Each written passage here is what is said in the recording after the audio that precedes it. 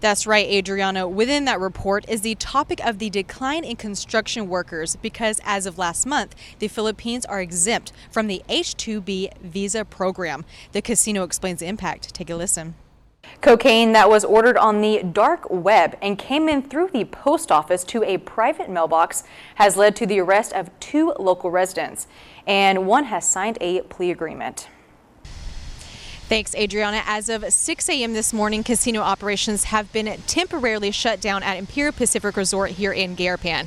And as you can see behind me, construction is still ongoing. But as for the employees inside the casino, they're without jobs. A vehicle driven off of Suicide Cliff leaves 1 individual dead. Now that election is over, Congressman Khalil Splan says he does want to work with the governor on recovery efforts from Super Typhoon U2. Reporting for KSPN, I'm Ashley McDowell. Back to you guys in the studio.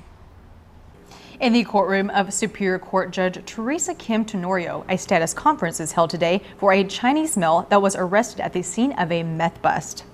Let's take it back to this spot right here, where on December 6, 1993, sports reporter Bob Coldine made his first appearance in front of the camera 25 years ago.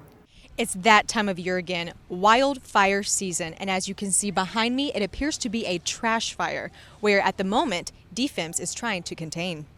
As you can see, the search team is still in the water and this road is blocked off. As the Department of Public Safety says, around 5:50 p.m. Saturday, an eyewitness reported they saw a white, dark-tinted SUV drive off this cliff into the water.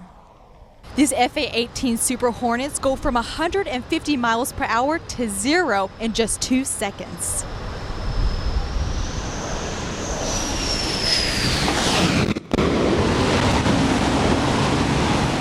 It's a controversial issue that has 2 sides, and one of those sides starts right here. 2 days, 2 separate fires. It is wildfire season, and as you can see here behind me, the flames have engulfed and are continuing to spread across this field, wiping out anything in its pathway. Over the weekend, there were multiple incidents in the ocean due to the high waves, with one resulting in a death. That's right, Adriana. The fire was reported around 2:30 in the afternoon yesterday, starting at Mount Tapachao and making its way down to Canatabla, burning 400 acres and continuing. Today is Election Day, and I am here in Culberville at the largest precinct, Precinct 1A and 1C, where, as you can see behind me, people are lined up to cast their vote. Now let's talk with some people to see how they feel about Election Day. Welcome to this version of Local Bites with Ashley. I am here at Ina's Kitchen with Chef Sunny, who's going to teach us how to make some carne asada. Now let's go. In just 2 months, these 27 units will be complete, providing a new housing opportunity for the island of Saipan. The family tells me they just finished fixing the house and replacing the roof due to damages from Typhoon Sodolor when Super Typhoon U2 came and ripped all that away. Imperial Pacific International has filed an appeal in the 9th Circuit Court on the CNMI District Court's decision denying its motion for a preliminary injunction.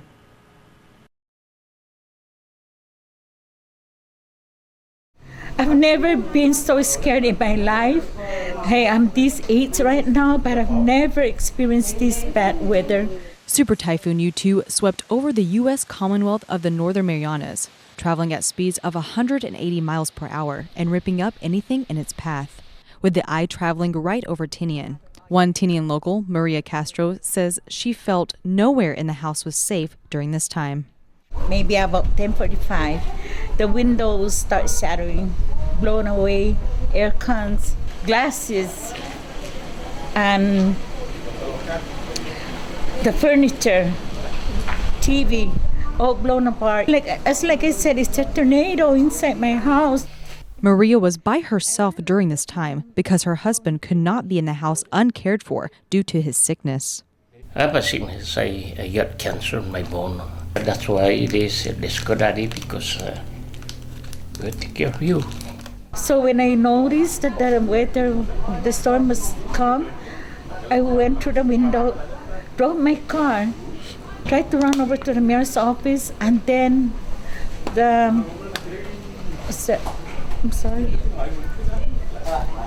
transformer follow my car, and the light starts sparkling, and I couldn't drive the car. I can smell the gas, and the car spin 3 times. Maria says at that point, a man came to her rescue and fought the strong winds to get her out of the car and to safety at the mayor's office. And this right here is the car that Marie Castro was in when the object fell onto the car, as you can see. And she made it out untouched. Maria says she doesn't know the name of the man who saved her life, but is trying to find him to say thank you for the heroic rescue. He was so strong that he was holding his door to take me out of that car, to bring me over to the mayor's office, and thank God. If he's around, please take Maria Castro, because I owe him my life and I have to appreciate. Reporting in Tinian, I'm Ashley McDowell, KSPN2.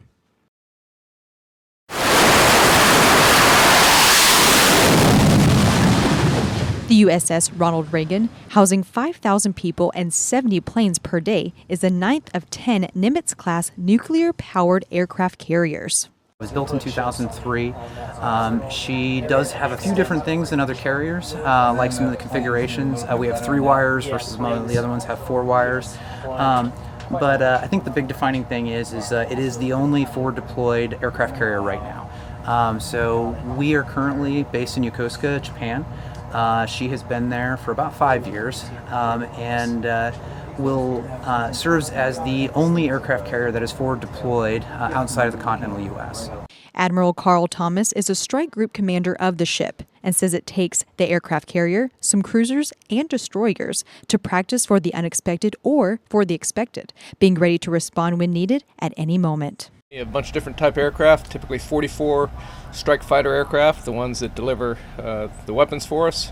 We have aircraft that can electronically jam the spectrum and listen in the spectrum. We have E-2 Hawkeyes that can control and have very capable radar to see and detect, and helicopters to provide search and rescue and logistics, as well as anti-submarine warfare. These FA-18 Super Hornets go from 150 miles per hour to 0 in just 2 seconds.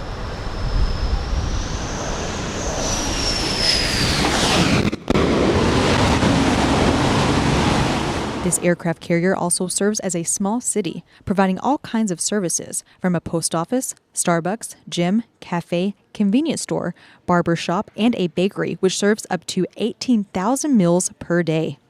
So we're the first carrier that's actually resorting back to baking all our own breads, everything straight from scratch. And you may wonder why the name Ronald Reagan. So every carrier is named after a president or a leading figure of some sort in our nation's history. So Ronald Reagan was the namesake for this ship. That's why the slogan is Peace Through Strength. You'll also see a lot of Spirit of 76 things around here because it is 76 is the whole number. So it fits pretty well with a fairly patriotic ship.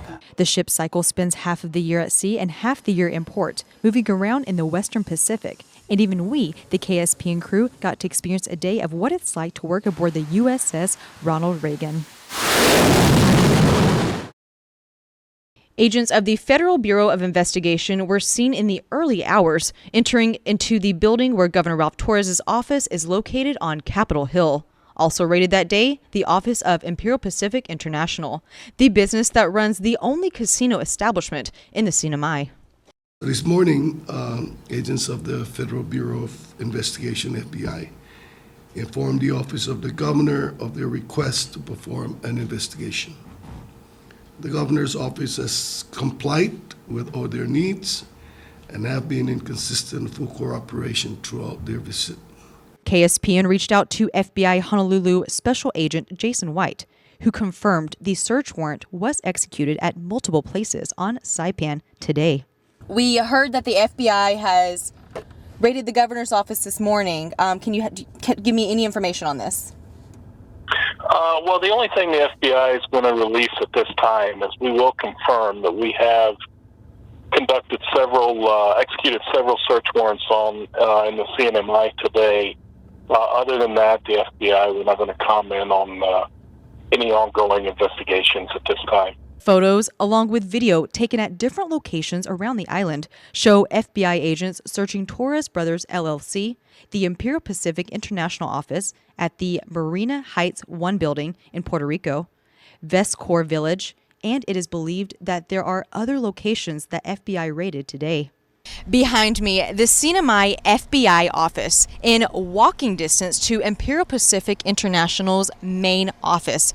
This morning, the building was swarming with agents, seizing and searching through documents and computers. Speculations have been made that money laundering is a key factor and that Governor Torres may be involved. At 4 p.m., Lieutenant Governor Arnold Palacios said the FBI were still in the governor's office executing the search warrant. Late afternoon, Governor Torres was found walking out of World Resort. When approached about the FBI raid, he stated no information has been given to him at this point as to why his office and house were searched. Thursday morning we came in and there was a search warrant to my office, and then later I found out that even my residence. And of course we followed through and we cooperated, and we continue to cooperate what needs to be done. So I respect the process. Do you know why they raided your office? Have they told you? I think because it's still under investigation. We just want to make sure, like for the community, there's an ongoing investigation. We're open for any documents, and we've been cooperating. We just can't wait for this to all clear up. Reporting for KSPN, I'm Ashley McDowell.